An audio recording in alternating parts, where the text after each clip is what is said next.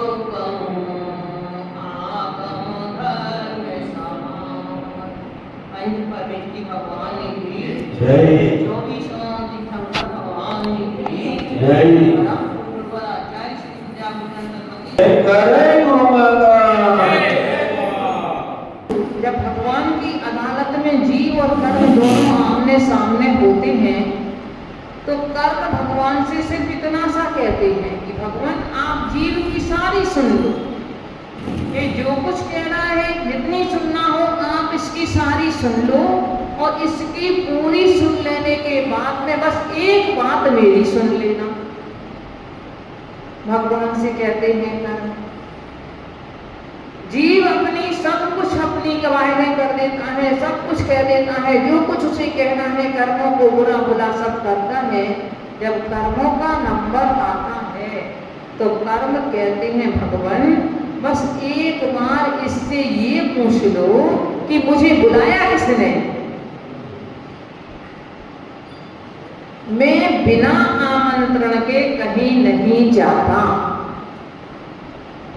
जिस तरह से आप स्टेशन पे या एयरपोर्ट पे उतरते होंगे तो उस समय कुछ कुली लोग आपके पास आ जाते होंगे कि आपका सूटकेस ले जाने के लिए, पर जब आप अपना सूटकेस लेकर के स्वयं ही आगे बढ़ जाते हो तो वो बेचारे पीछे हट जाते हैं कि दूसरा ग्राहक देखेंगे कोई, आपके पीछे ही वो नहीं लगे रहते।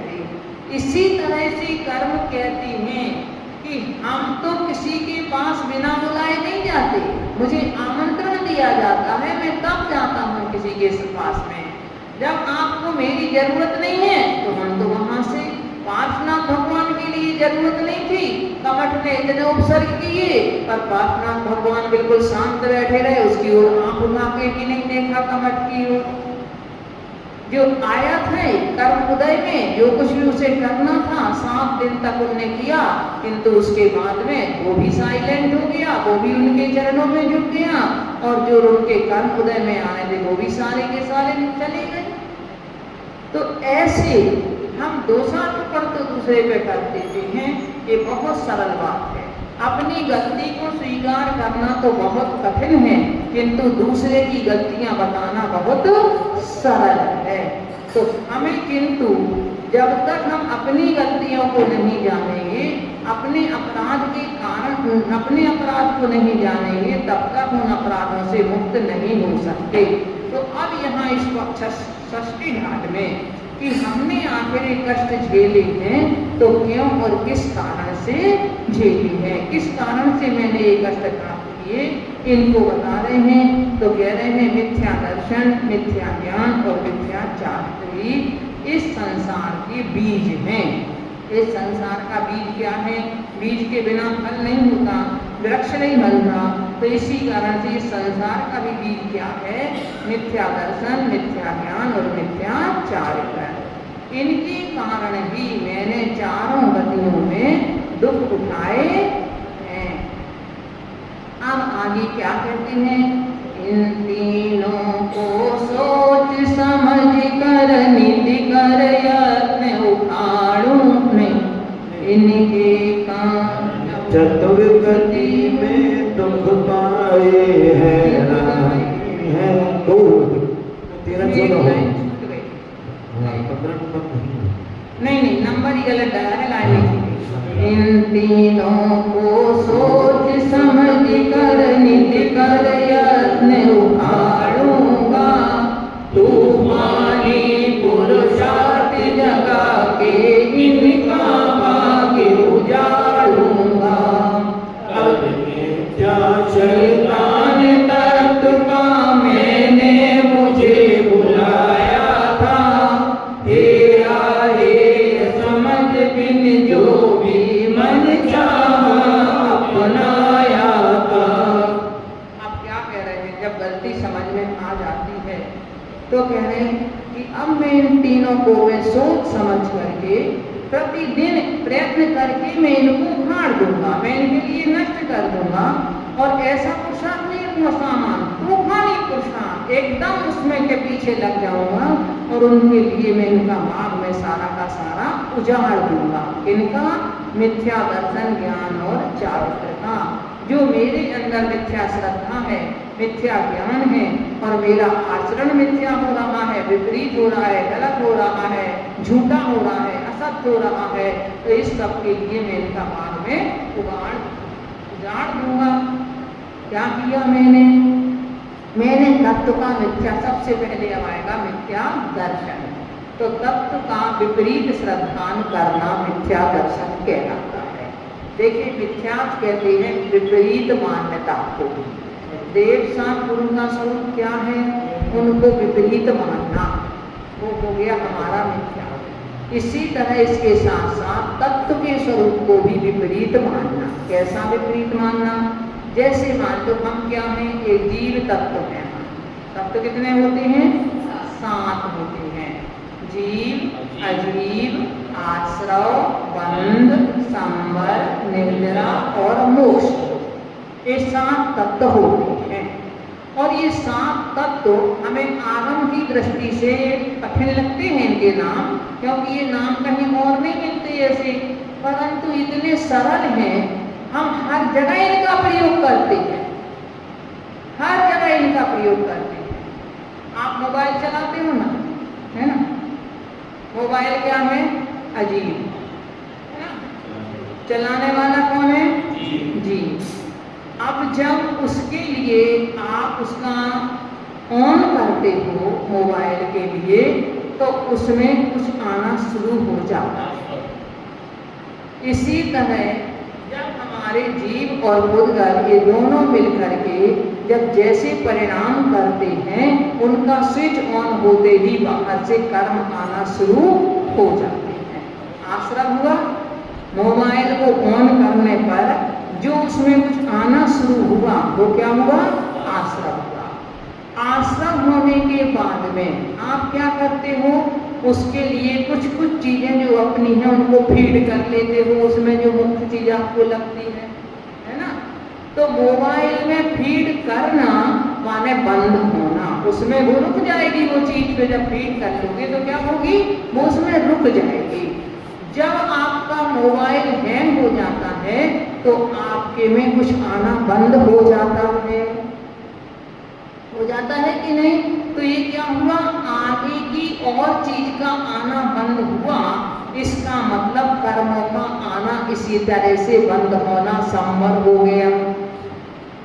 जब आपके मोबाइल में हैंग हो गया तो आप उसमें से कुछ कुछ डिलीट करना प्रारंभ कर देते हो, करते हो ना।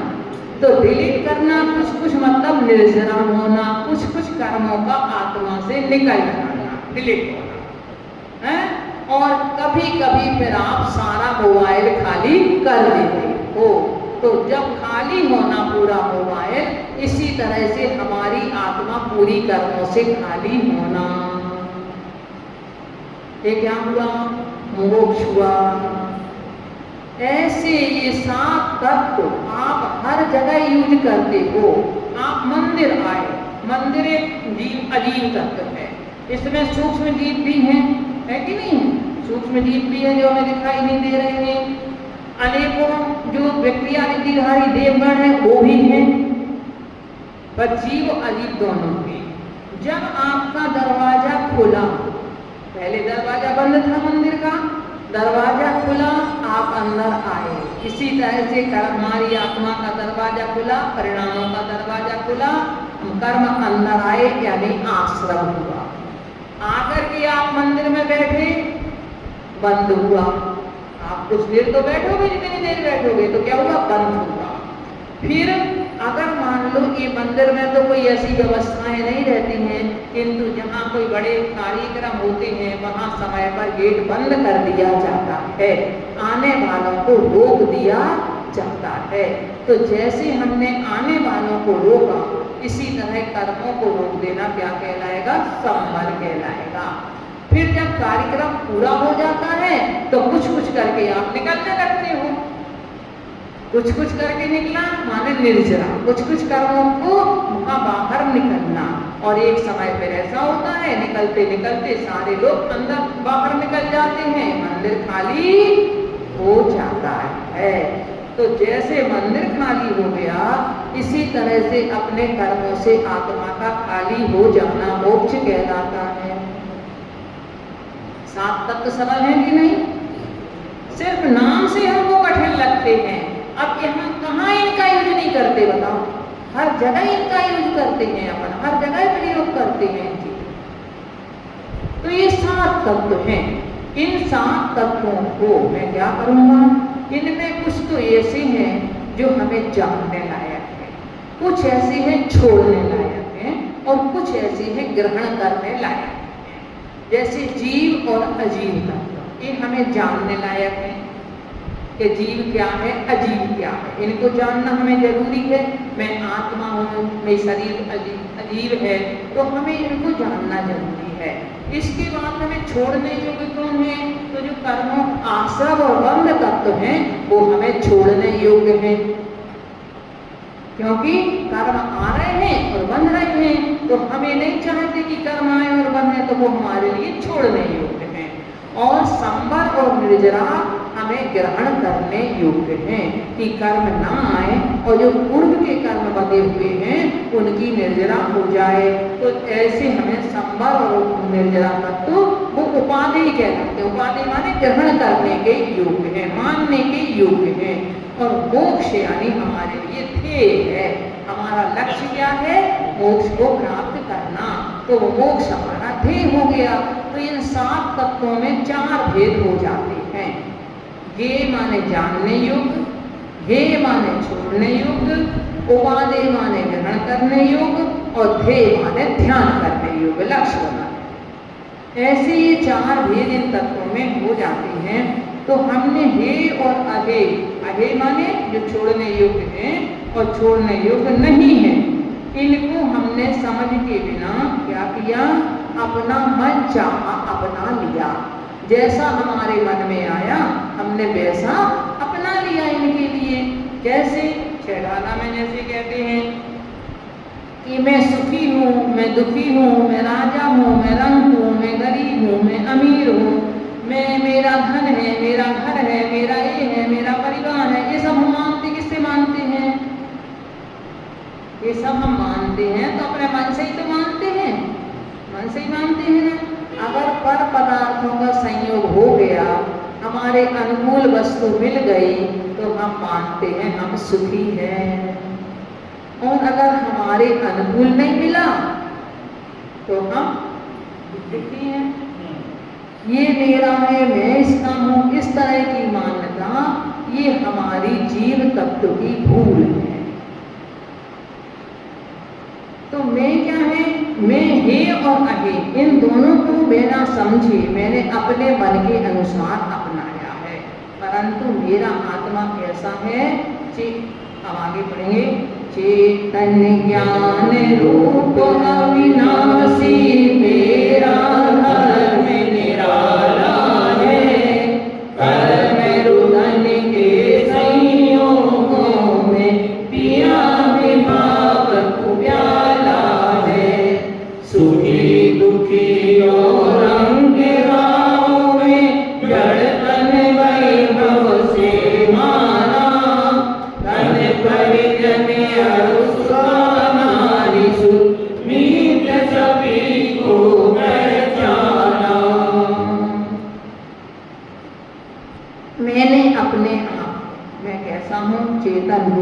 अविनाशी हूँ।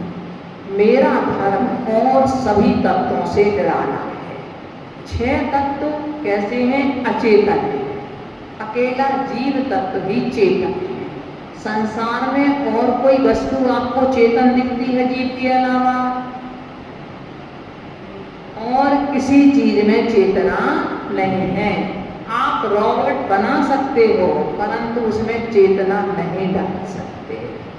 आप पुष्प बना सकते हो, बिल्कुल आर्टिफिशियल फूल आप बिल्कुल ऐसे बना सकते हो कि जैसे बिल्कुल ओरिजिनल हो, किंतु आप उनमें सुगंध नहीं दे सकते हो।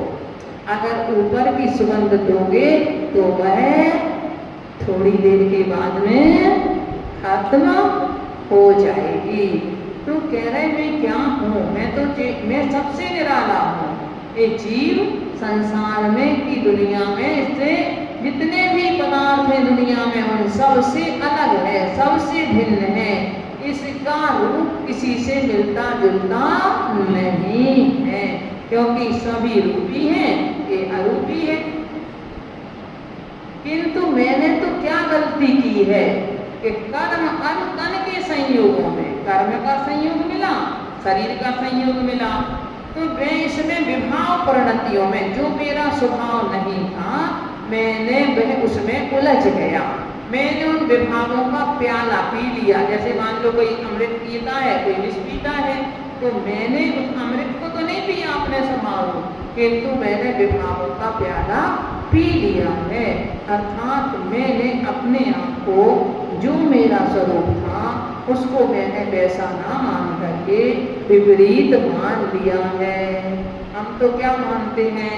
शरीर के जन्म में अपना जन्म मानते हैं, शरीर के मरण में क्या विलग होने में अपना मरण मानते हैं, पर पदार्थों के निमित्त ही अपने आप को सब कुछ मानते हैं।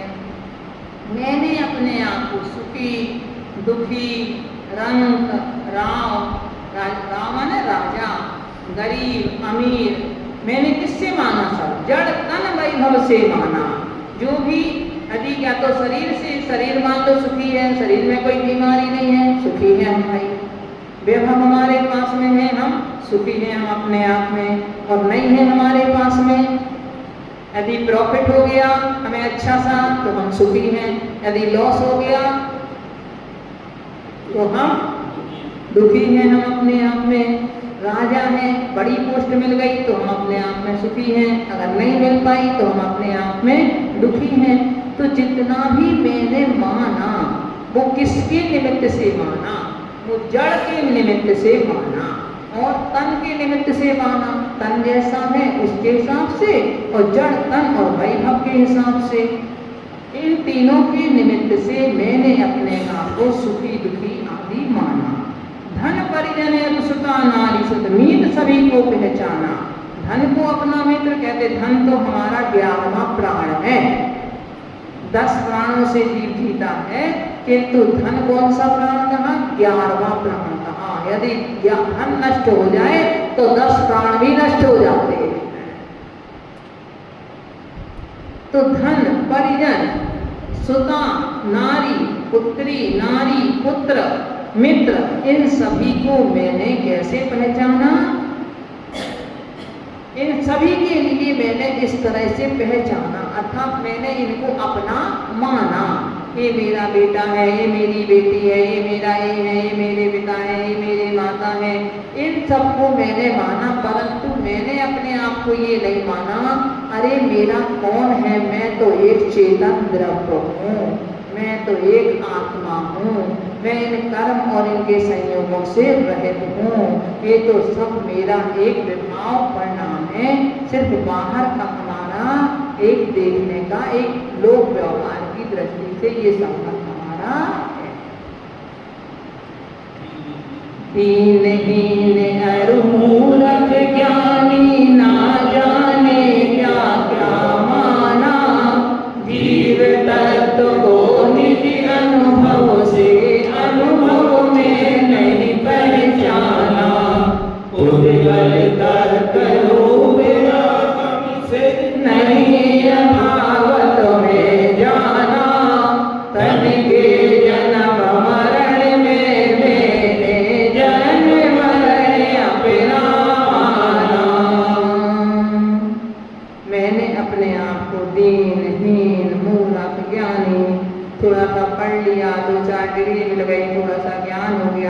नहीं मानने लगे। नहीं आया तो अपने आप को मूर्ख मान लिया, अपने आप को यदि पैसा वगैरह नहीं है हमारे पास तो दीनहीन मान लिया, हमने आप को हो गया तो अपने आप को अच्छा मान लिया, अहंकार में आ गए, दीन यदि नहीं हुए तो दीनता में आ गए, नहीं रहा तो ऐसा मैंने अपने आप को पता नहीं क्या क्या माना। परंतु जो मेरा वास्तविक स्वरूप था उसको मैंने अनुभव नहीं किया। जो मैं वास्तव में हूँ वो मैंने अनुभव नहीं किया। कई लोगों को आपने देखा होगा कि वो अपने घर के परिवार के लोगों की नहीं मानते, अगर बाहर के लोगों ने कुछ कह दें तो उनकी तरफ मान जाते हैं, अपने मित्रों की मान जाते हैं, अपने पड़ोसियों की मान जाते हैं, बाहर के लोगों की बात बड़ी जल्दी मान जाते हैं और घर के परिवार के लोगों की बात नहीं मानते। तो इसी तरह से मैंने दूसरों, क्योंकि शरीर भी हमारा पर है तो इसके अनुसार चला। जो हमारे परिवार के लोग हैं उनको मैंने अपना माना, पड़ोसियों को अपना माना, तन धन वैभव सबको मैंने अपना माना, किंतु मैंने अपने आप को अपना नहीं माना। जैसे वो आता है दृष्टांत कि वकील साहब थे, एक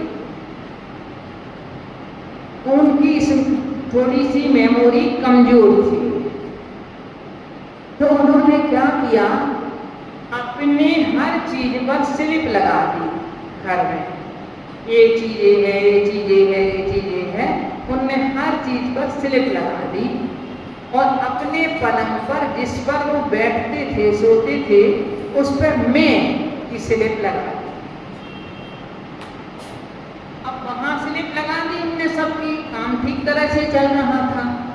एक दिन उनने सबका पूरा निरीक्षण किया, हमने सब चीजों का।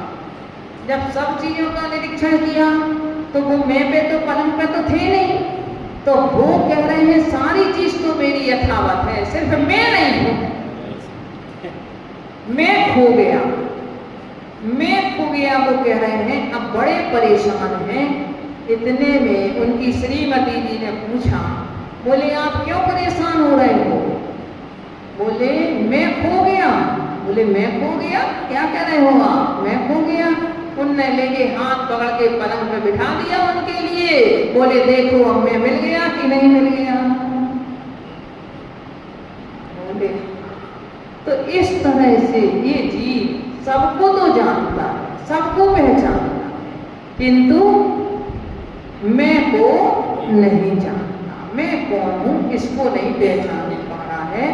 तो मैंने निज अनुभव से अपने आप का अनुभव नहीं किया, अपने आप को नहीं पहचाना। पुद्गल तत्व रूपागम से जो पुद्गल का भी स्वरूप है, सही रूप में मैं उस पुद्गल के स्वरूप को भी नहीं जाना मैंने, क्योंकि पुद्गल किसे कहते हैं, जो पूर्ण और गलन हो, जो बने और बिगड़े। जीव ना बनता है ना बिगड़ता है। बनने बिगड़ने वाली कितनी चीज है, अकेला एक पुद्गल तत्व है जो बनता भी है और बिगड़ता भी है। हमारे लिए पांचों इंद्रियों से उपयोग में आने वाला, अनुभव में आने वाली कौन सी चीज है, पुद्गल तत्व। ना आश्रव, ना बंध, ना संबंध, ना निद्रा, ना मोक्ष, कोई नहीं आ रहा है। जितना हमें दिख रहा है, क्योंकि पुद्गल के गुण है स्पर्श, रस, गंध और वर्ण। कोई भी चीज हम जान रहे हैं तो या तो स्पर्श करके जान रहे हैं। अब स्पर्श गुण किसमें है, पुद्गल में। तो जिसको हम स्पर्श करके जान रहे हैं वो भी पुद्गल है, जिसको हम चख करके जान रहे हैं वो भी पुद्गल है, जिसको हम देख करके जान रहे हैं वो भी पुद्गल है, जिसको हम सुन करके जान रहे हैं वो भी पुद्गल है। ये सारा का सारा वो सब पुद्गल है, परंतु फिर भी मैंने उसके स्वरूप को भी सही नहीं समझ पाया। मैं तो अपने शरीर को तो बिल्कुल अपनी आत्मा से अभिन्न ही समझता हूँ, और इनके स्वरूप को कि अरे ये रस आ रहा है, स्वाद आ रहा है। जब हमारे लिए अच्छा स्वाद आ रहा हो या ना आ रहा हो, मान लो कभी स्वाद, अरे इसका ये रूप ही ऐसा है, इसमें ऐसा ही रस है। रस में है मीठा रस सबको पसंद होगा, कड़वा रस दे दिया जाए तो, पर स्वरूप किसका है, उस पुद्गल का रूप है। मुनिराज ने कड़वी तुमड़ी का भी आहार कर लिया था, क्या जान करके कि ये तो इस पुद्गल का, इस पदार्थ का यही रस है, इसका यही स्वाद है, तो उन्होंने लेकर के उसको भी ग्रहण कर लिया था। उसमें भी उनके लिए किसी प्रकार का राग द्वेष नहीं हुआ था। परंतु हम तो यदि जरा सा हमें नमक का स्वाद न आए, जरा सा हमारे लिए कुछ भी और मान लो मीठे का स्वाद नहीं आए, जो चीज जैसी होना चाहिए, अगर वैसा हमारे लिए ना आए तो हमें क्या हो जाता है? अगर अनुकूल स्वाद आ जाता है तो हमारा मन प्रसन्न हो जाता है, और अगर अनुकूल स्वाद ना हो तो उस दिन भोजन में मजा ही नहीं आता। तो इस तरह से हमने सही देखा जाए तो मैंने पुद्गल तत्व को भी सही नहीं जाना। और हमने क्या किया, तन के जन्म मरण में मैंने जन्म मरण अपना माना। ये तन का संयोग होना आत्मा से जन्म, और तन का वियोग हो जाना आप क्या कहते हैं, मरण कहलाता है। आत्मा ना मरता है, ना आत्मा जीता है, और ना शरीर मरता है और जीता है। सिर्फ आत्मा के साथ में जो संयोग था वो विच्छेद हो जाता है, फिर वो तो उसमें सड़न गलन होना ये इसका पुद्गल का स्वभाव है। तो बाद में जब इसमें से चेतना निकल जाएगी तो इसमें सड़न गलन भी शुरू हो जाती है। इस तरह से मैंने ना जीव के स्वभाव को जान पाया सही, ना उसका अनुभव किया, और ना पुद्गल के स्वरूप को मैंने सही रूप से जान पाया। अब इनके नित्य को नहीं जान पाया तो विभाग में बन करके मैंने तीसरे तत्व में जन्म लिया, कर्मों का आश्रव हुआ। अब ये आश्रव का कल अपन करेंगे। ओम नमः